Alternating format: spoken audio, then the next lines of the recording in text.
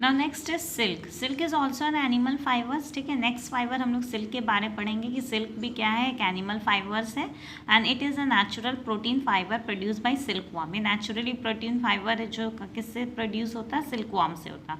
और सिल्क को हम लोग क्या बोलते हैं, क्वीन ऑफ टेक्सटाइल बोलते हैं। कि best known type of silk is obtain from the cocoon. Best silk जो होता है हम लोग को कहाँ से मिलेगा, कोकून से मिलता है, made by the larva of the mulberry silkworm. और ये किससे बनता है, मलबरी सिल्कवॉर्म, जिसको हम लोग क्या बोलते हैं, Bombyx mori, rear in captivity. The rearing and culture of silkworm for obtaining silk is called sericulture. Silkworm को पालना, ठीक है, उसको रेयर करना, किस लिए हम लोग पाल रहे हैं, ताकि हम लोग को सिल्क वॉर्म मिले। इस प्रोसेस को बोलते हैं सेरीकल्चर। और India produce plenty of silk on a commercial scale. Commercial scale में अगर बात करें तो इंडिया बहुत ज़्यादा सिल्क क्या करता है, प्रोड्यूस करता है।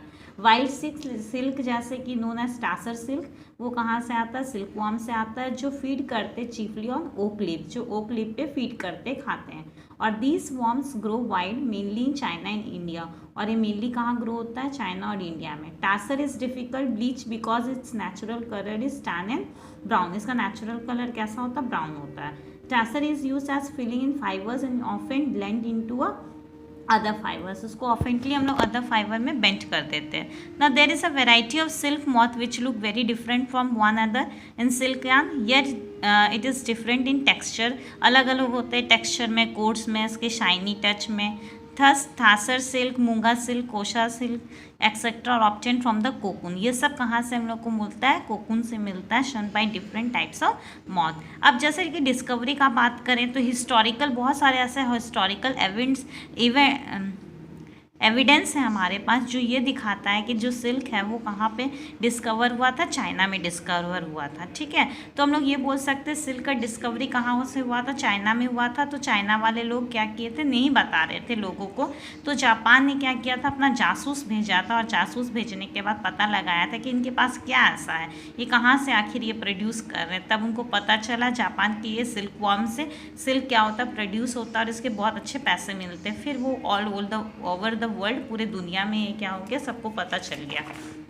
तो चलिए इसके भी कुछ कैरेक्टरिस्टिक है, लाइक वूल की तरह सिल्क के भी कुछ कैरेक्टरिस्टिक्स होते हैं जो बहुत इंपॉर्टेंट है हमारे लिए। कि सिल्क जो होता है स्ट्रॉन्ग होता है, शाइनी होता है, सॉफ्ट फाइबर होता है। In fact silk is the strongest for all natural fibre. सारे नेचुरल फाइबर में वो स्ट्रॉन्ग होता है। सिल्क हाईली इलास्टिक होता है, उसको हम लोग स्ट्रेच कर सकते हैं and can still return its original shape. Stretch करने के बाद भी ओरिजिनल शेप में आ जाता है। सिल्क गारमेंट जो होता है एक्सट्रीमली लाइट होता है, वेट में वार्मर होता है than cotton, linen and rayon. Silk can be iron easily, iron हो सकता है इजीली, रेसिस्टेंट विंकली, ये मॉइस्चर को एब्जॉर्ब करता है एंड ड्राई होता है easily. It is sensitive to strong alkaline acid and it is a bad conductor of heat. Heat का बैड कंडक्टर था, so it is comfortable to warm in summer as well in winter. तो हम लोग summer में भी पहन सकते हैं, विंटर में पहन सकते हैं।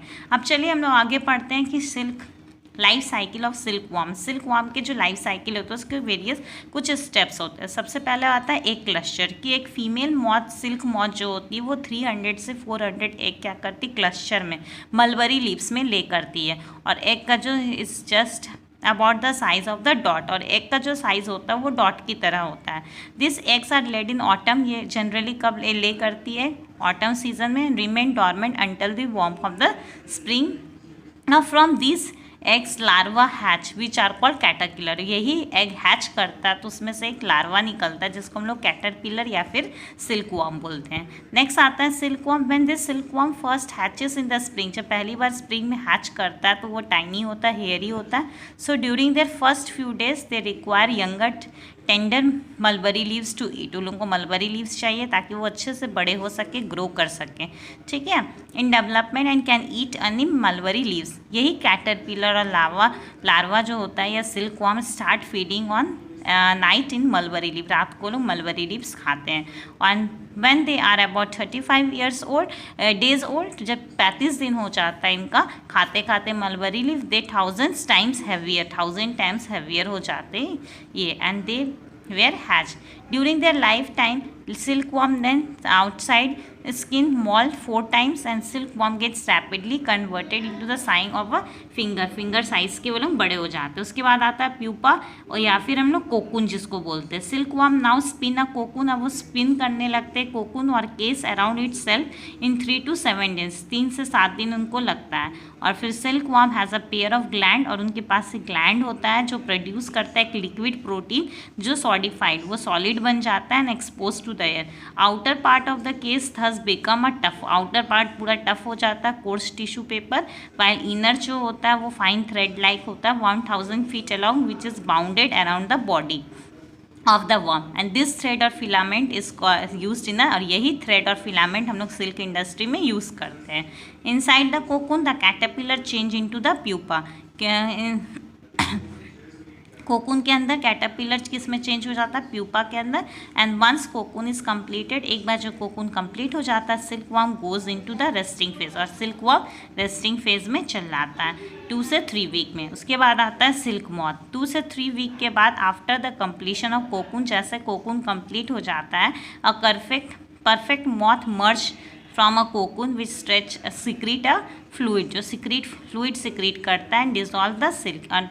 4 to 6 डेज में फीमेल मॉथ फिर से वो एग क्या करती, ले करती, और इस तरह से अनदर लाइफ साइकिल क्या हो जाता है, स्टार्ट हो जाता है। जैसे कि आप लोग डायग्राम में भी देख सकते हो, सिल्क एग है, फिर एग के बाद मॉथ बना 2 to 5 डेज में, फिर वो मॉथ 6 to 7 डेज में बना, फिर राइप हुआ सिल्कवर्म, स्पिन किया, फिर फिलामेंट कोकून, फिर मेटिंग, फिर से एग ले हुआ, और इसी तरह से लाइफ साइकिल क्या चलता रहता है। From cocoon of the silkworm अगर हम लोग बात करें तो इसमें हम लोग क्या देखते हैं कि इसमें भी कुछ क्या होता है, the feature operation consist of following stage होता है। पहला होता है shortening of the cocoon according to the colour, size और शेप टेक्सचर देखते हुए cocoon are shorted and affect the final quantity of the silk, and colour of the cocoon are generally white and yellow या greyish होता है। उसके बाद होता है सॉफ्टनिंग द सेरिन। सेरिन क्या होता है, सिल्क फिलामेंट जो होते हैं डबल स्ट्रैंड ऑफ प्रोटीन के होते हैं जिसको फाइब्रोनिन बोलते हैं, और 2 स्ट्रैंड जो होता है जो एक साथ स्टिकी सब्सटेंस सेरिन या फिर सिल्कगम से चिपका होता है। After shortening cocoon they are immerse in a hot and cold immersion, पहले गर्म पानी फिर ठंडा पानी में, फिर obtain a single continuous thread like silk, फिर एक थ्रेड लाइक सिल्क ऑप्टेन होता है। फिर आता है रीलिंग और फिलामेंट, उसको हम लोग बाइंडिंग करते हैं, कॉम्बिनेट करते हैं सिल्क फिलामेंट को कोकून जिसको हम लोग रीलिंग बोलते हैं, और इस फिलामेंट ऑफ द कोकून जो होता है फाइन कमर्शियल यूज़ का होता है 10, जैसे कि therefore 3 to 10 strands are usually reeled, उसको रील कर देता है at a time to produce a desired diameter of raw silk which is known as reeled silk. और ये अनस्टेबल स्ट्रेंथ का जो रील फिलामेंट होता है 300 metre to 600 metre, the filament is again reeled into a skeins, फिर वो again reel हो जाता है। फिर आता है बेलिंग लास्ट स्टेज, जो सिल्क जो स्किन है वो बंडल स्मॉल छोटे छोटे बंडल्स में पैक हो जाते हैं जिसको हम लोग बुक बोलते हैं, जिसका वेट कितना होता है 2 से 4 kg का होता है। यही बुक को हम लोग बेल्स के अकॉर्डिंग बंडल्स के according weight 60 kg। In this way raw silk is shipped to a silk mill all over the world, फिर ऑल ओवर द वर्ल्ड वो ट्रांसपोर्ट होता है। Silk fibres obtain are then sunk into a silk thread which are woven into the silk cloth and weavers, और फिर वो clothes में वो तैयार किया जाता है। अब लास्ट टॉपिक आ जाता है कि यहाँ पे मान लीजिए कि हेल्थ प्रॉब्लम क्या हो सकता है, जो भी वर्कर सिल्क और वूल इंडस्ट्री में काम करें उनको क्या बीमारी हो सकता है, तो उनको जनरली क्या हो सकता है एंथ्रेक्स इन्फेक्शन, जो कि कैटल और शिप और गोट में होता है, तो ये क्या हो सकता है, किस में आ सकता है, वहाँ में वर्कर्स जो काम कर रहे हैं उसमें हो सकता है। ये जनरली बैक्टीरिया से होता है, बैक्टीरियम एंथ्रिक्स से, और ये स्किन, लंग्स और इंटेस्टाइन को क्या करता है, अफेक्ट पहुंचाता है। तो ये था आपका चैप्टर 3-5, जिसमें हम लोग क्या कर चाहिए था आपका चैप्टर 3 जिसमें हम लोग क्या पढ़ लिए, फाइबर्स टू फैब्रिक के बारे में। Thank you.